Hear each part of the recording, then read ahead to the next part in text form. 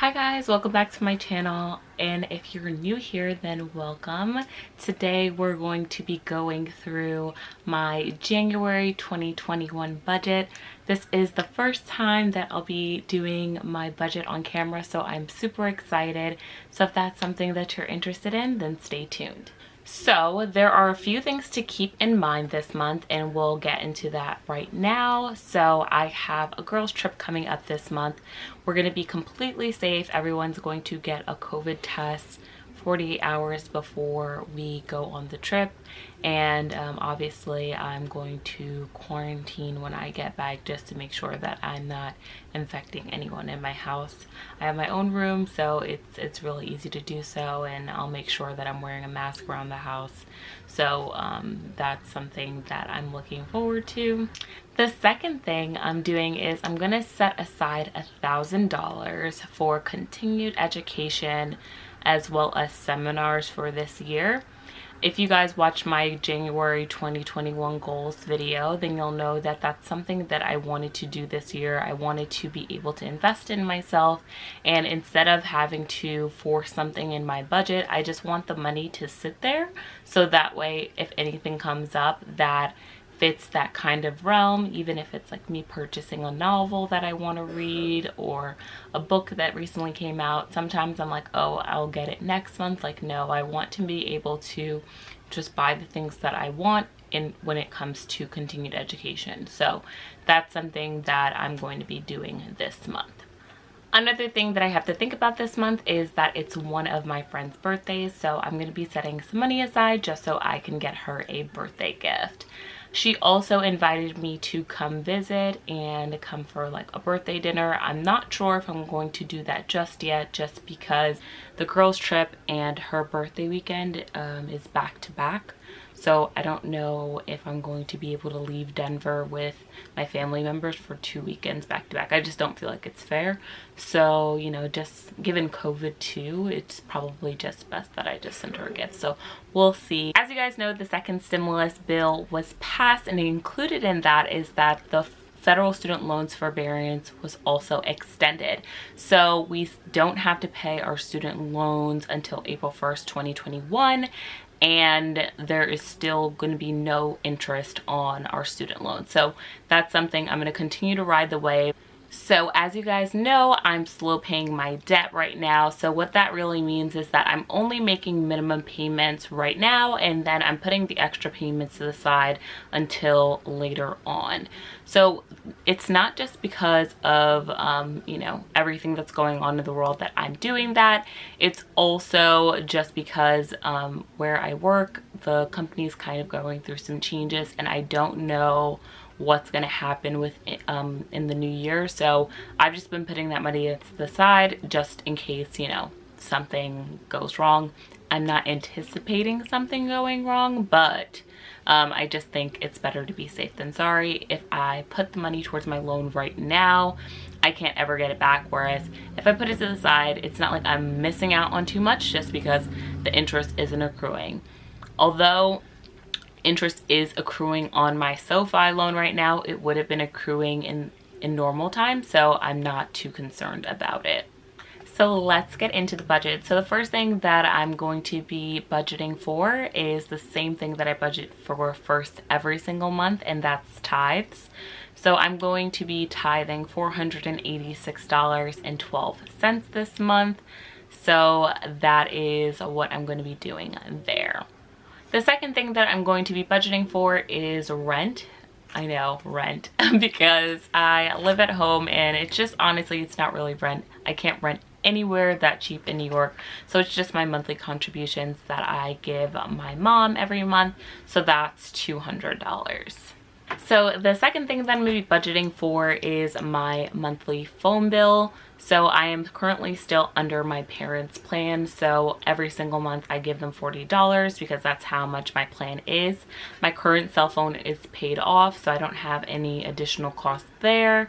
And I don't have an ability to go over my data usage. So there's no really variation month to month. So that's really good, because if there was an ability to go over my data, I'm sure I would be able to. So I'm really grateful that there are very strict guidelines. It doesn't stop me from utilizing my data, but it definitely slows down a ton. So I definitely have been enjoying my time working from home because I haven't been utilizing that much data. So next on the list is gas for my car. So I'm going to be budgeting $37. I think that should be enough to cover this month. I don't have too many plans to go too many places, so I feel like that's definitely adequate for the month. Gas prices are starting to climb back up. They're definitely not as favorable as they were at the beginning of quarantine, so hopefully that is enough to keep me intact. I have about a quarter or half a tank now. I think I have about a half a tank now, so with the gas that's already in the tank plus the money that I'm allocating for January, I really feel that that should be enough. Next on the list is auto insurance. So my auto insurance is $127 a month. Once again, I'm under my parents' plan. So as you guys know, I purchased a red toy poodle and his name is Denver, and his insurance is $46.14 a month. So next is $200 for my food budget. I typically like to just have an all-encompassing food budget, or a consumable budget, right? So if it's snacks, if it's candy, if it's coffee, if it's food, groceries, takeout, whatever, all of that is in my food budget. So that's $200 this month. Next is Denver's food budget. So I have $30 for him. I have a really big bag of food, so I don't foresee myself utilizing that whole entire budget, but I also like to get him treats and toys with that as well, so we'll see what happens there. I also really want to get Denver a car seat just because he's getting a little bit anxious in the car and he's just kind of like running about, and I feel like it can be a little bit dangerous to do that. So I'm definitely thinking about investing in a car seat for him, so that's something that I may do this month. I'll definitely update you guys on how that comes about. So next on the list is $25 for clothing. I like to give myself a small budget for clothing every single month. I've been trying to update my wardrobe just because I had a lot of college clothes. I had a lot of clothes from high school that is just crazy to me. I don't even know why I still have them, but it was just easier to just update it as I go along. I felt like the clothes just didn't fit who I was becoming. So they were kind of like childish clothes or just clothes that I wouldn't want to wear anymore. I'm just like kind of going for like this more classic elevated look. So just utilizing a small budget is an easy way to get new pieces. So that's what I do there. If I don't happen to use the $25, I typically roll it over until the next month. I don't move it to the new budget, but it'll just kind of sit there. So I'll let you guys know if I pick up any pieces, and if you guys are ever interested in me doing a haul, then that's something I would be more than happy to do. So next on the list is personal care. So that's just a way for me to get any type of toiletries. So say if it's detergent for the house, paper towels, deodorant, pads, etc. So anything like that, I typically get out of that personal care line item. Next on the list is my fun money category. So I typically give myself $25 to just do something fun.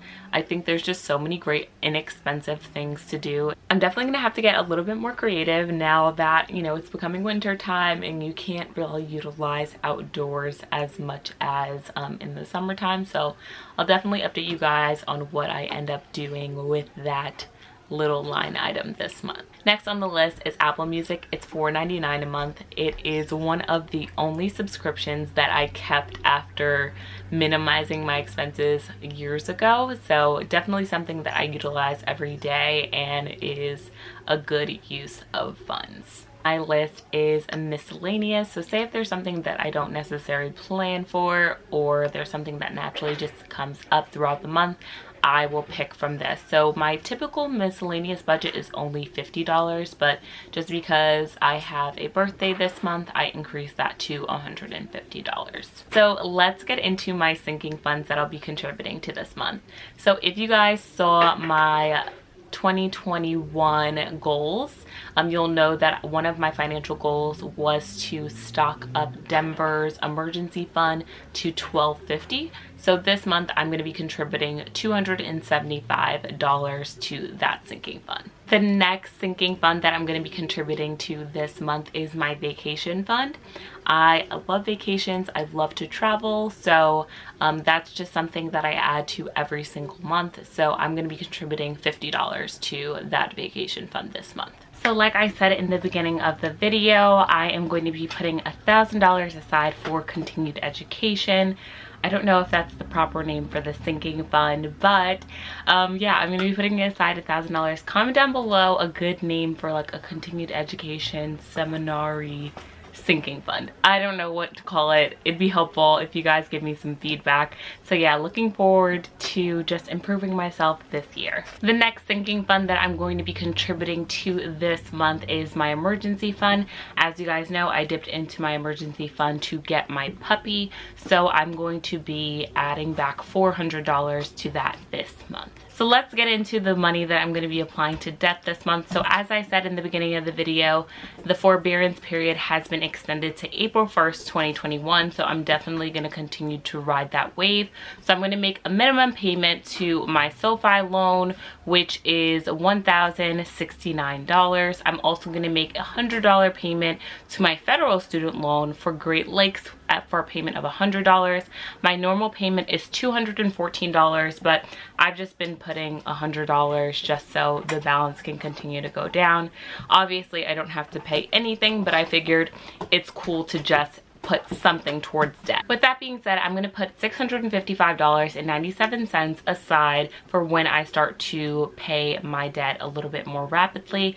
I don't really know when that's going to happen, probably when things settle down a little bit at work, but that is what I'm going to be putting towards debt this month. So looking at the spread, 10% is allocated for giving, roughly 5% is allocated for housing, 3% is allocated for transportation, 5% is allocated for lifestyle, 7.2% is allocated for Denver, 35.5% is allocated for debt, 4.1% is allocated for food, and roughly 30% is going to sinking funds.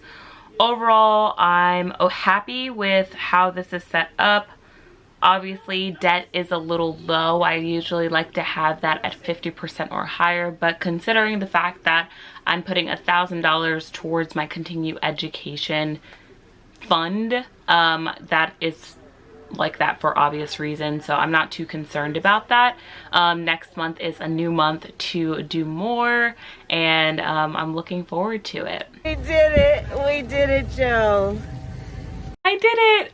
I'm so happy that I was able to do this. I hope my transparency with all of my numbers allows someone to change their life and really get their financial life in order. All jokes aside, I'm so happy that I was able to bring my January 2021 budget to you. If you have any suggestions or feedback on how I can make these monthly budget videos better, be sure to comment down below. I'm definitely looking forward to bringing more monthly budgets to you guys all year long. And as I always say, be sure to like, comment, and subscribe, and I'll see you guys in my next one. Bye!